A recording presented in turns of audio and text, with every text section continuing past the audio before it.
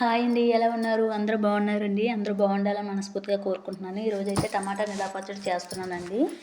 నేను మామూలు 2 kgs tomatoes తీసుకున్నాను. అవి వాటర్లో క్లీన్ చేసుకొని క్లాత్తో, ఒక పొడి క్లాత్తో క్లీన్ చేసుకొని వాటర్ అంతా పోయేలా ఒత్తుకొని పక్కన పెట్టుకోవాలండి. టమాటాలు ఇవి బాగా తడి లేకుండా ఒత్తుకోవాలండి.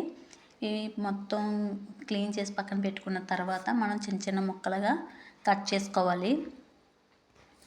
ఇవి ఇలా మొత్తం కట్ చేసుకున్న తర్వాత ఒక కళాయి తీసుకొని అందులో కొంచెం ఆయిల్ వేసుకొని ఆ టమాటాలన్నీ మగ్గబెట్టుకోవాలండి.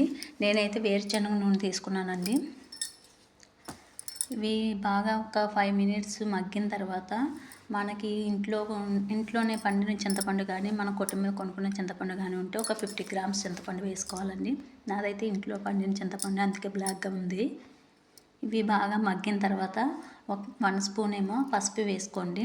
ఒక 3 స్పూన్స్ ఏమో మెంతులు, 3 స్పూన్స్ ఆవాలు, 1 స్పూన్ ఏమో జీలకర్ర వేసుకొని బ్రౌన్ కలర్లో వచ్చేంత వరకు వేపుకోవాలండి. ఇది బాగా వేపిన తర్వాత తీసి పక్కన పెట్టుకొని చల్లార్చిన తర్వాత ఒక మిక్సీ తీసుకొని మిక్సీ బాగా పౌడర్ ఆడుకోవాలండి. బాగా మిక్సీ పట్టేయాలి. ఇది మెంతులు, ఆవాలు, ధనియాలు అవి వేసుకోవడం వల్ల, ధనియాలు కాదు జీలకర్ర వేసుకోవడం వల్ల, ఇది పౌడర్ వేయడం వల్ల నిలవ పచ్చడి అనేది నిలవ ఉంటుంది. చాలా బాగుంటుంది ఫ్లేవర్ వాటిని. ఇప్పుడు ఇందులోని ఒక 100 గ్రామ్స్ ఏమో కారం తీసుకోవాలండి. ఒక 50 గ్రామ్స్ రాయి ఉప్పు, కల్లుప్పు అంటాం కదా, అది వేసుకోవాలి. ఇక్కడ ఆల్రెడీ మనం పోపులు తీసుకొని పక్కన పెట్టుకోవాలండి. ఇప్పుడు చాలామంది సాల్ట్ ఎక్కువ వేసేసుకుంటారండి. సాల్ట్ మాత్రం చాలా తక్కువ తీసుకోండి. సరిపోతే మనం లాస్ట్లోనైనా కలుపుకోవచ్చండి.